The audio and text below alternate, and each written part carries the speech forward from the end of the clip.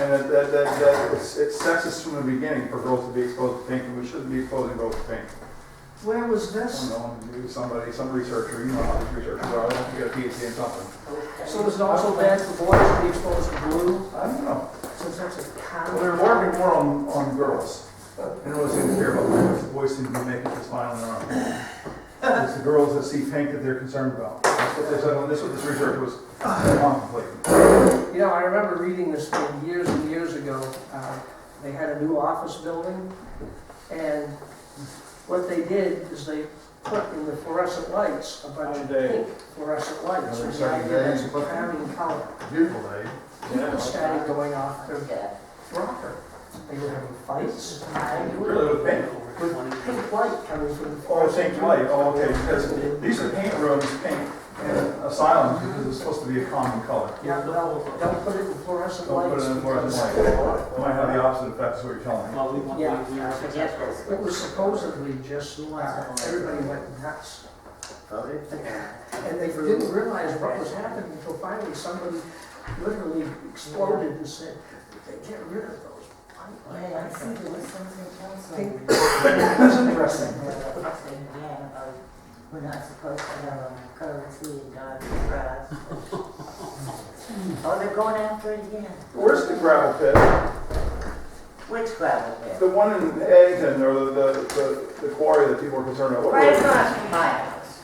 Is that like the Coleman Road or whatever? Right before one, No, it's right off of Route 9. you know, on Route 9, and then you've got 178 going that way. It's Yeah. kind of a little triangle in there. It's not in there. It's It's- right across from my house.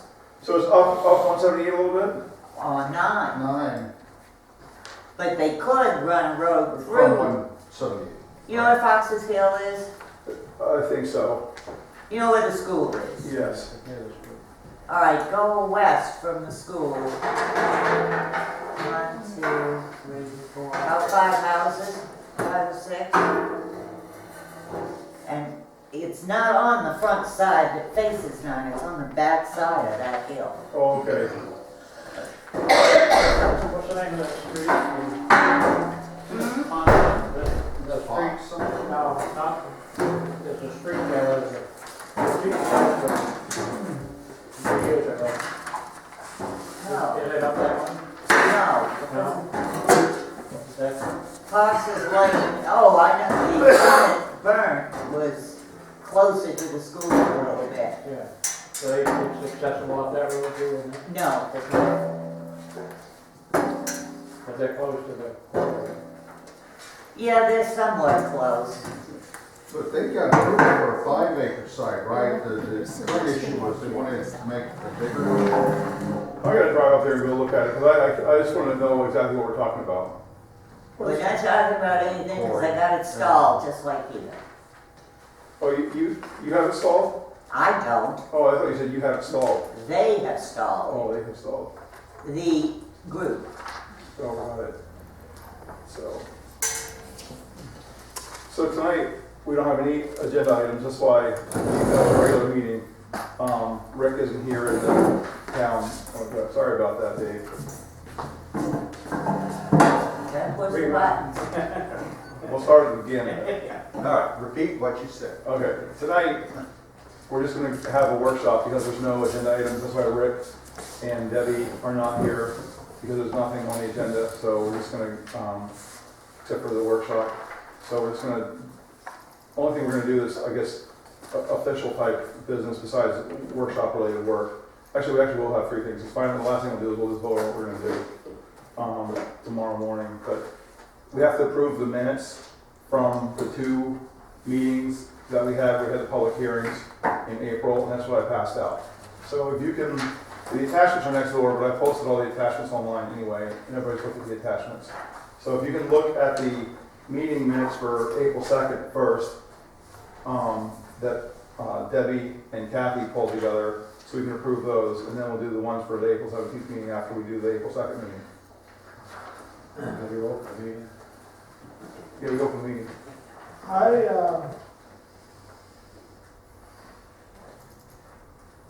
You okay, the minutes as written?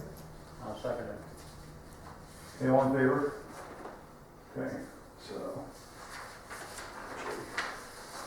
Just make a note here, so.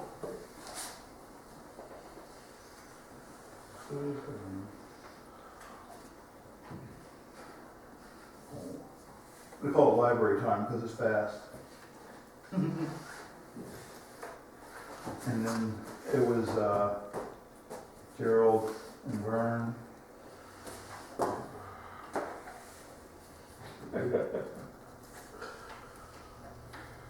For the 2 April minutes. Here. Okay, and while I'm signing those, you could pass the April 17th minutes around.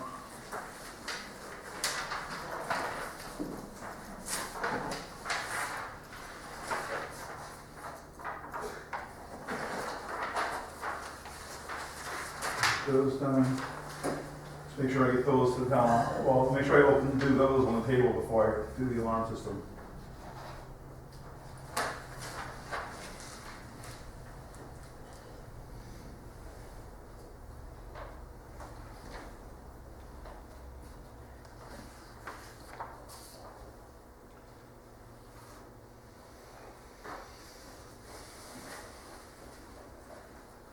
Yeah, we got 2 copies. Or you just pass a whole bunch of them. You need one back? No, yeah, I got one. This is the one I'm going to sign away. She made plot 5 plus a signature copy, but it's all right.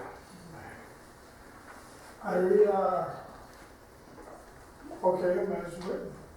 Second. Okay. Now, Dave. Bruce, Yes. have you got the crickets outside, you know, at night? Can you hear the crickets out there? Not yet. I can. I've been hearing creepers for probably maybe a week. And they are wicked loud. Oh, yeah. They're a lot louder than what that wind tower would ever be. Like I say, I haven't heard them yet. So, But then again, I'm on a hill and it's a little Yeah, drier. it's back down by me. Before long. all right, so now we approve those meeting minutes. By the time I get home tonight, it'll be loud, just as loud as can be. Okay. I guess. Just extras. So the next thing to do is a couple updates, probably do the easiest one first. We gave Article 2 and Article 14 to Dave Subcheck. So in Article 2, Dave made some changes there to Article 14. We need to open this. Yes, please.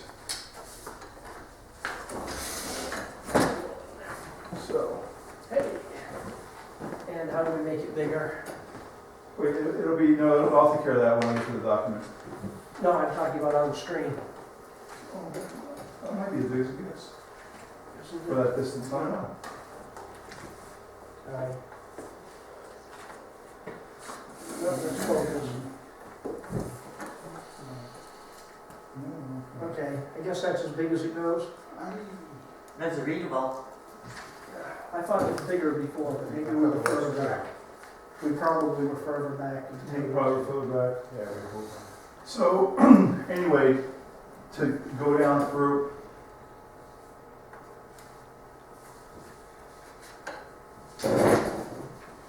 Dave had, we talked about those interveners and Dave looked at it at first and Dave was okay with it, but then Dave looked at it again and he wasn't okay with it. So we have made some changes that I was not planning on making to this whole section on interveners. So what he actually pointed out was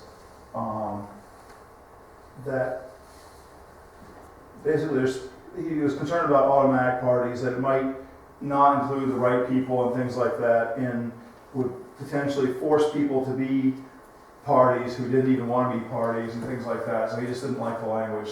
And also it didn't really follow case law. So he referenced me to the Board of Appeals manual, which I did not have a copy of. but he wrote it out for me anyway. And basically, he said that in Maine, a party must be able to show that they may suffer a particularized injury. And he said one of the things he's concerned about with writing some stuff up was if you write it down, or whatever, how it might potentially get in the way of the rules. And he has some rule here that he cited as, oh gosh, he called it a,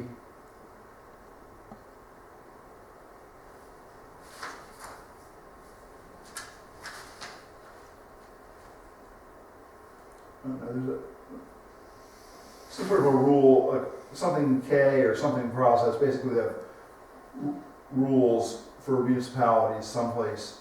So anyway, he basically said that he's concerned about it causing those problems. So I rewrote it basically, and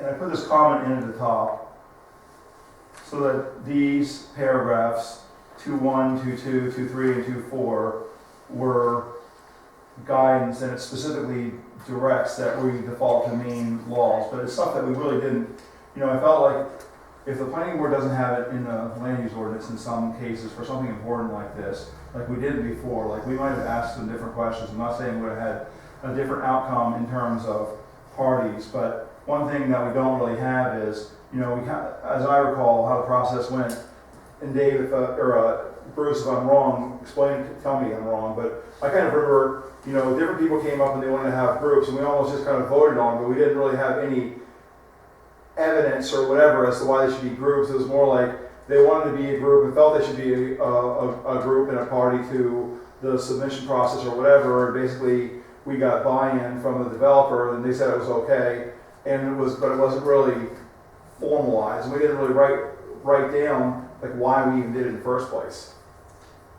I thought we had a lot of discussions about it at the time. Right, but we didn't really write down. I mean, I do vaguely remember voting on it. I didn't go back and reread the meeting minutes last night. I was trying to figure this out from Dave's email. I'm sure we voted on it at one point, but did we actually make a finding of fact written? I don't believe we did. Right. It was a confusing time. We did vote on to allow the Clifton Task Force on Wind. We did vote on those. As far as Peter Beckford and Julie goes, those are automatic anyway. Well, actually, they weren't because they're not even abutters. Yes, but I mean, we never looked down that article. Right, exactly. We never really went through it. So what I put up here, what I took from Dave's research, so that next time a planning board has to look at this, that they actually can consider, a process, and evaluate it, in an objective way and document like why they pick people to be a party. So basically, the way these rules work, they have to show they may suffer, and the courts basically decided based on, the proximate location of the adjoiners or abutters property, because they actually focus on adjoiners or abutters.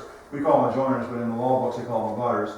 Together with an adverse consequence, even if minor, if the board grants the action.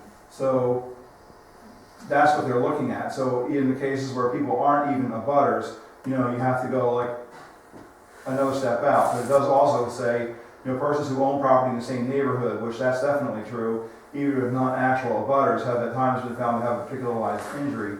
So, I guess the point is what we should do, in my view, as a board, and when I hopefully get this approved and come back through and write kind of like a handbook for exactly what this means. But there should be, a worksheet or something made up for the planning board to use for this that has whoever wants to be, a party, they have to indicate what they feel their particularized injury may be. So there's some documentation on that. Because I don't think that we had, it was a very emotional, opinionated process and not very objective. You still got the word intervener in there, is that? Well, yeah, I kept it in there because it's in Article 6, and there are interveners. So that's actually in the next section. So a citizens group is only slightly different.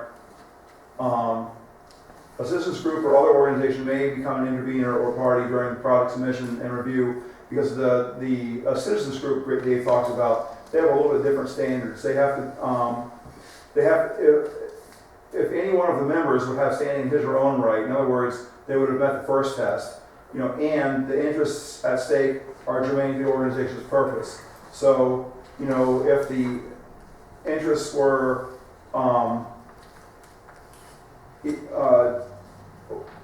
waterfowl, all right, and wherever you were, it was, upland, for example, and it was not in a migratory pathway or whatever, have no impact on them, you might want to question whether that particular group may suffer a particularized injury as a result. It's just hard to think of it like off the cuff, but basically that's when that counts. So I took the words that Dave used and made some changes. Then Dave was also concerned a little bit about due process by limiting participation, which is what we did in the next section. So what I did was I kind of looked it over, and I only have this apply to the organizational type party and not the individual party, because he may be right about not letting, limiting what somebody can talk about in terms of being an individual versus being an organization. So anyway, I wanted to provide some order to the process. Obviously everything in this whole ordinance can be questioned anyway, but this seemed to be, a happy medium to it. And also I took out the discussion of discovery. He didn't like that well, so we only can, but I left in there the part about cross-examination, because I felt like if they wanted to go to the point of becoming a documented intervener or whatever, that if they come up and they make a statement, there's 10 ducks per hour are going to get killed. Well, I want to be able to have the planning board to be able to say to them, well, how do you know 10 ducks an hour are going to get killed, or whatever? Because if you just let people can come to the mic and have open mic at a public hearing, but they're not actually interveners. Now, the other thing that has to happen is you have to participate too. So like backing up to this one, you can't just go and say, well, this project, if you approve it, is going to hurt my property or going to hurt me or whatever, and then not show up into any meetings. And then, after the planning board takes the action, for example, to approve something, they can't show up later and say, oh, I'm going to be injured by this because they didn't participate. So they have to actually be on record as participating, in addition to having the possibility of a particularized injury. So that's how that all works. So anyway, I tried to do that. So that was the most significant change in that area. Then he also, because he's been involved in enforcement quite a bit, he was concerned about he got concerned about the way we worded the code enforcement going after, all the parties, and the way that we had it worded. He didn't like the wording for shall find the landowner, landowner's agent, and or contractor jointly or individually liable for violations and penalties. He said that the law already accounts for going after the violator or landowner if they're the same person. So maybe, we're not doing a good job of enforcing it for the violator per se. And the town has a choice of who to go after, and they could go after both of them already. So I just kind of cleared it up a little bit and used language that he liked better on these. I find his language actually less precise than what we Well, have. I kind of agree, but he's a lawyer, so I just went with it. He's putting loopholes in there. So then, well, wait till you see the loophole that he actually created. He did something I didn't really like that well, but I did it anyway. So then,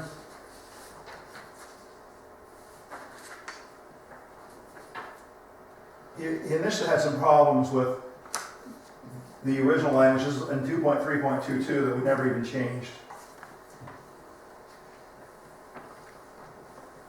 He didn't like this.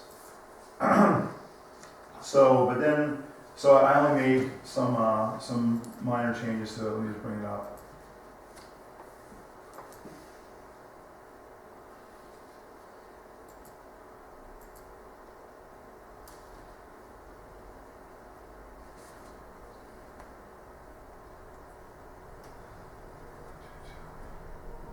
Yeah, he didn't like the in writing part. Where's the in writing part? 2.3.2.2. So what proof then do you have if it's not done in writing? Well, he didn't like the fact that initially that, he didn't see why everybody had to be notified. Why they couldn't just be the municipal officers and why did the planning board need to get involved? But he said, well, he didn't really care that much about that, so I went ahead and left it in there, but he did comment about it. Because if you don't have a written record of having notified them, they can just claim you weren't notified. That's why courts give out subpoenas and you're supposed to testify. Well, that's one thing to do, so anyways. Yeah, I question that. You could argue that you didn't. He also didn't like this part, these appeals of, so I changed this around a little bit. Because he didn't like the day thing, he thought it should come out completely, so I took it out. Because he said he doesn't think that you should tell them that they have to make an appeal. He goes, because apparently, he puts like a fairly lengthy explanation in here, but in a nutshell, normally what happens is the code enforcement officer makes the, how's that work? The code enforcement officer goes out and serves them and tells them they're going to pay a fine. And then if they don't pay the fine, then the town takes them to court anyway, or they do pay the fine. So there's really, and if the town takes them to court for not paying the fine, that's like a de facto, they've already appealed it. So he doesn't think it should be in there to tell people to go appeal it. So I was a little bit, normally I would tell people what all their rights are, but he felt that was too, didn't like that. So anyway, we're not doing that. We're not going to tell them to go make the appeal. Because he's a lawyer. Yeah, I know. Well, you see some stuff he came up with later.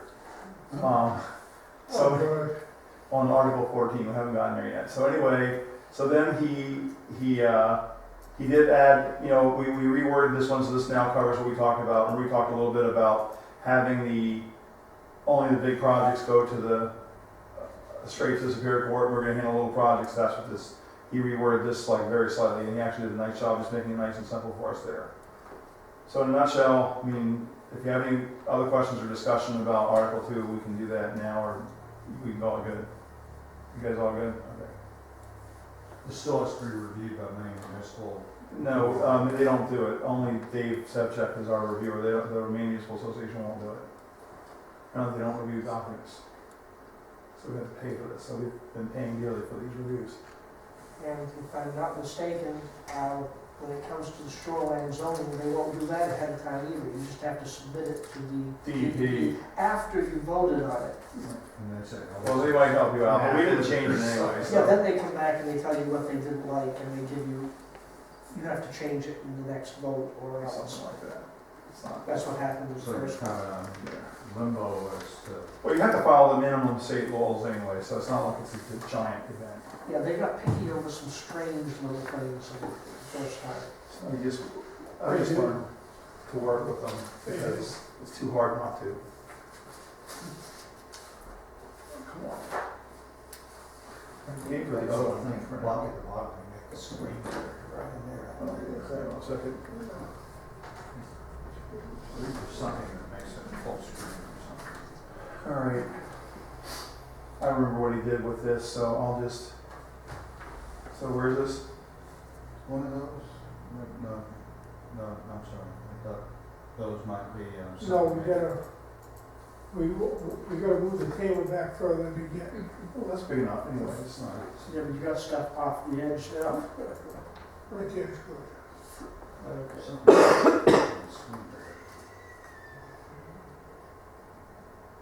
So, under the adult businesses, he didn't like some of the old language that we had in there that we didn't change. So, I had to change it. So I thought that she had printed out that letter, and she didn't give me a copy of that letter. She only gave me the chapter 2 letter, and this is different information. So, now I'll have to go do something else in a minute to find it. The issue was, first, I think it was the setback, or the barriers. Site plan approval, and we said that the barrier had to be something like this, meet the planning board's approval or something like that. Well, anyway, he didn't like the barrier thing, so actually I made a definition in Article 18 about barriers. So now we have a visual barriers definition in Article 18 that's very specific. It talks about shrubs or an 8-foot wall or sloped ground with it gives specific dimensions on the slopes. So Or what about an 8-foot fence? that's why I said you have all three of those choices. Oh, okay, well, you said wall. Well, 8-foot fence, wall, whatever.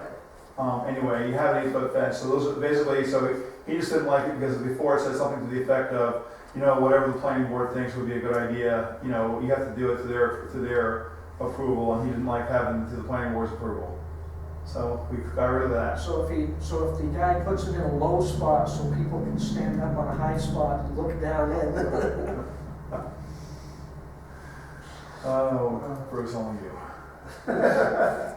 Well, that's what I was thinking, but I'm not saying. Well, I'm just thinking, when you try to make up all these rules, there's always a way around it or some situation that Yeah. the rule doesn't cover. So the more specific you get, usually the easier it is somebody to find a loophole, actually. So then he didn't must meet the sign has to meet the approval of the planning board. So I did a little research, and it turns out that when they developed in the Supreme Court the definition of being obscenity, it was a case called Miller versus California in 1973. There's 3 prongs to it. The 2 prongs seem to meet it. So this is more specific, and it comes out of that. I don't know if this is any better or not, but it doesn't say that it has to meet the planning board standard. So it says the sign in its entirety may not appeal to a prurient interest, and the sign may not depict or describe in an obviously offensive way sexual conduct or excretory functions. So therefore, as long as you don't have that on the sign, plus you follow the other sign things, that would be okay. Because, like I said, he didn't like the planning board, who may require changes if they find the proposed sign to be offensive to the community at large. He doesn't like that, so I adjust that. I didn't ask him to look at all this. I just said look at the sound, and he looked at everything. So he didn't like exterior lights shall be used for, but some of these changes are good, and so it's okay.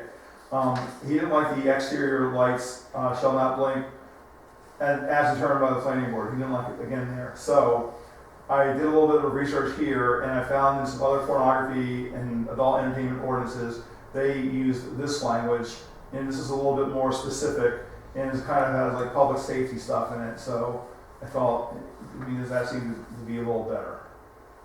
So we took care of that.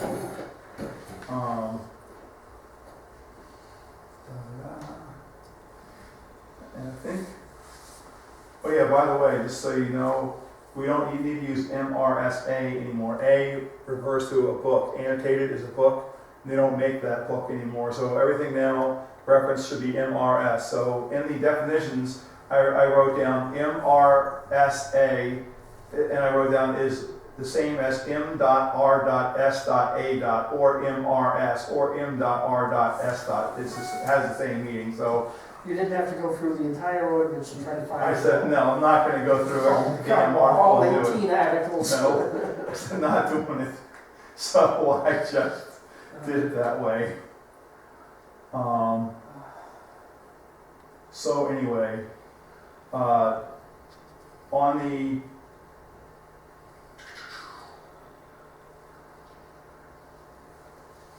he didn't like this. He thought it was okay, but he said he thought what I had written for these extractive industries, existing extractive industries, and the existing mobile home parks was he didn't like the way I wrote it basically. So I wrote down that the shall be in effect retroactively June 8, 2010, and call it good. And did the same thing on mobile homes. So that was all the changes that were there. And hang on, yeah. Let's say there are mobile homes.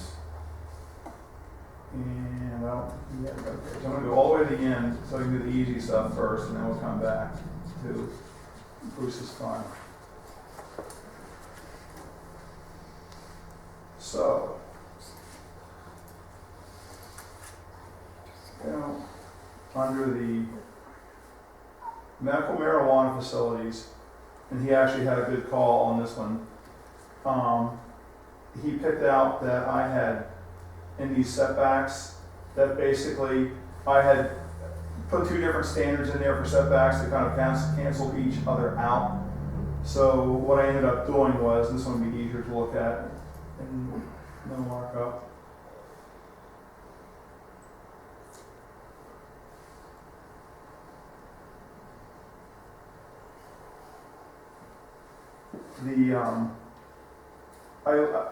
The first one basically talks about no medical marijuana facilities within the property line of a pre-existing public or private school, church, or other facility of religious worship. Those actually had reappeared down here with the 500-foot definitions. So anyway, these were 500 feet. I think like Hamden or some other place was like 1,000 feet. One was like 500 feet. I mean, we could make them all 1,000 feet. 500 feet is quite a bit. I mean, it makes you have to have a pretty big lot, so I don't really think it's going to be an issue, but I'm just wanted to let you know that I did it. I did the exact same change for the medical marijuana facility and the drug treatment facilities. So basically, schools and churches / religious facilities have a little bit more protection than residences, daycares, and other methadone clinics. So you guys okay with that, or you want something different, or? No, that's fine. So anyways, it's not a huge thing. So now we'll go back up to Article 8. So this is gonna.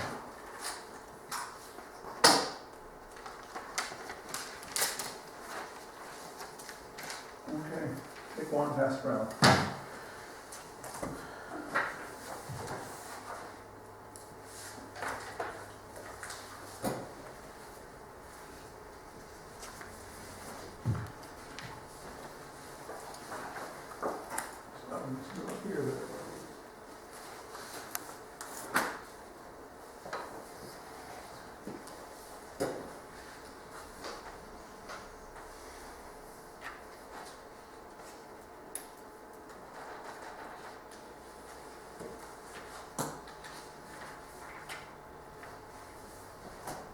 So,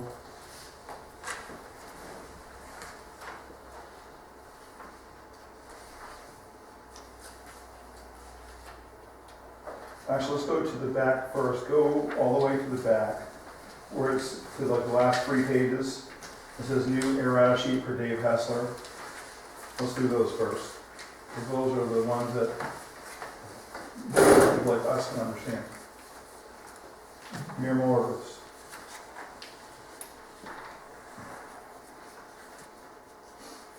So I changed everything in here from capital B, little b, to capital B, or little b, or excuse me, from little b to little b, big B. So we did that. It's probably like an engineer thing. So then in 14.8A3, so we can just see it here, 14.8A4, 8A3. So I deleted that, so now it just basically the end part. See that, Bruce, right there? I deleted what you asked. Yep. Okay.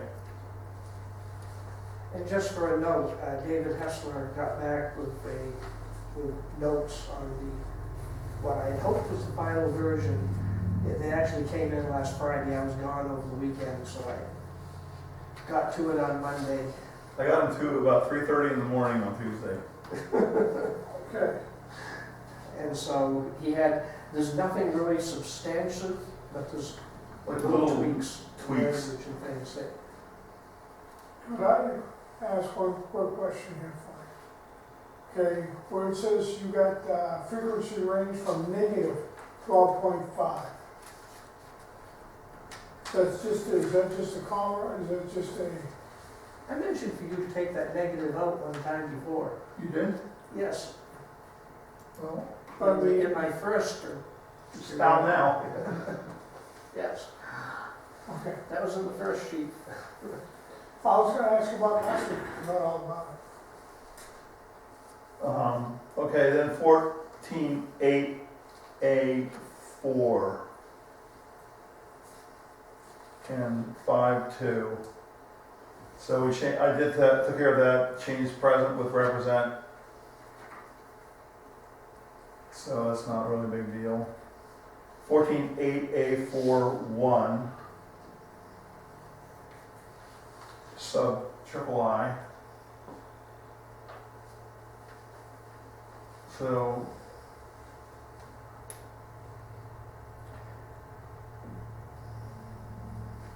let's hear that. Basically, he's saying that was too ambiguous originally. And then 14.8A4.2. Can we bring that up? Say it again. Just bring that up. This is a good change. Yeah. This section is actually useless in practice, so. 14.8I, so he had me delete, the duration must include at least 6 minutes that are not affected by transient sounds from nearby and non-natural sources. Because all you're interested in is that 1 minute, that's the quietest in the 10 minutes section. Who cares about the other 6 minutes?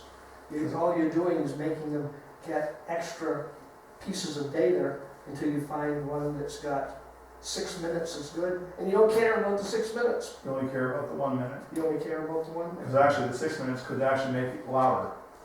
The 6 minutes can be as loud as it wants to be. Right, that's what I'm saying. If you do it for longer, you can actually end up with a louder value. So actually doing it for the Oh, one. but you're not even measuring that 6 minutes. You're measuring a 10-minute piece, but you're choosing for the L90 Mhm. the one quietest minute out of the 10 minutes. So, Okay. so what if the other 6 minutes are, Right. Right, because you're really the quiet minutes, the one you're doing the comparison anyway, so. 14.8A43I.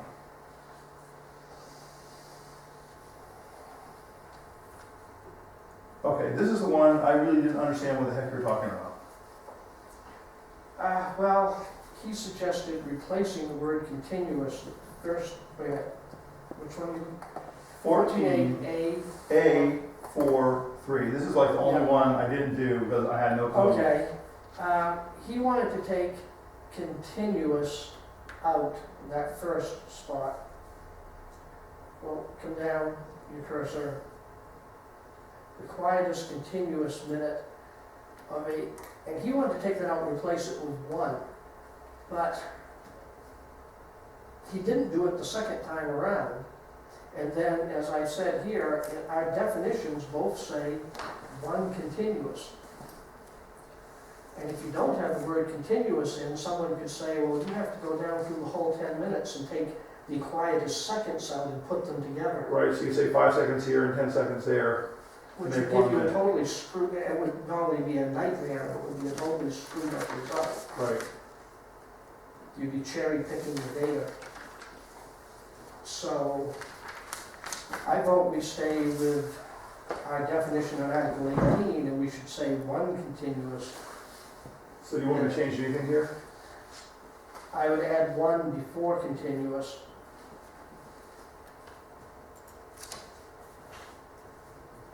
Okay, where else? And then, come down, wait a minute, where is it? And, okay, right after loudest, third line down. Right after loudest, add 1 there. That matches our definitions in 18. Well, they should probably match. So.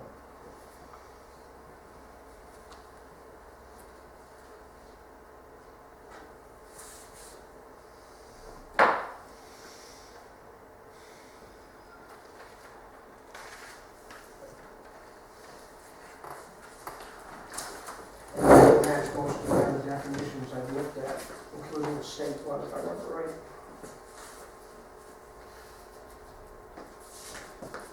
You got a new pad in there? No. I'm copying stuff on the computer to make space. Okay. So now, 14.8A542.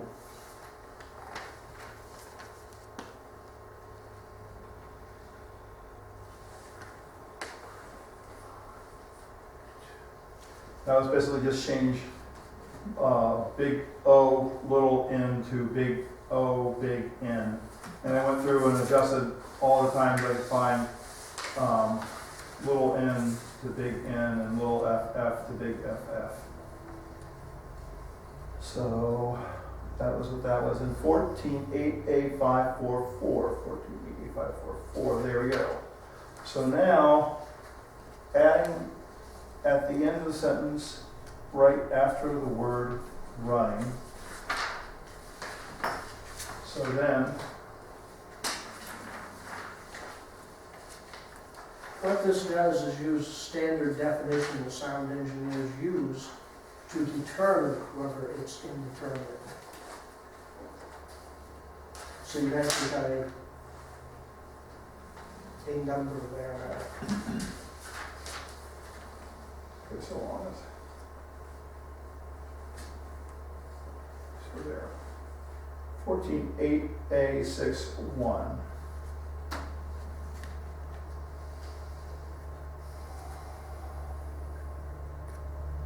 So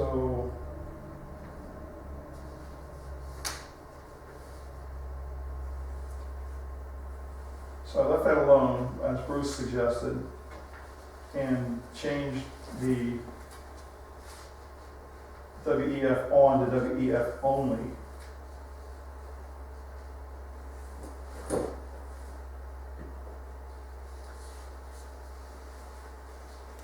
So then I did 8A62. And we reworded it and it's less confusing. And basically it put that definition in there as well.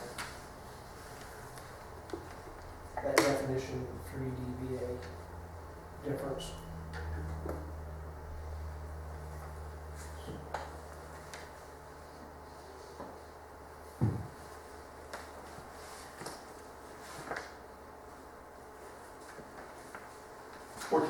A714 was the next little change. That was just to have the capitals on and off, so we took care of that. And then 14.8B2. So something that Bruce seemed to like. So we deleted that old part that was left over from the last time we wrote this.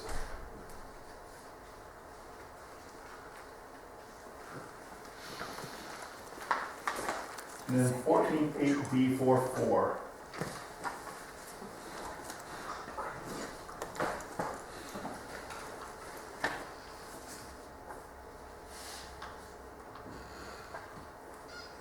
So this kind of clean that up a little bit.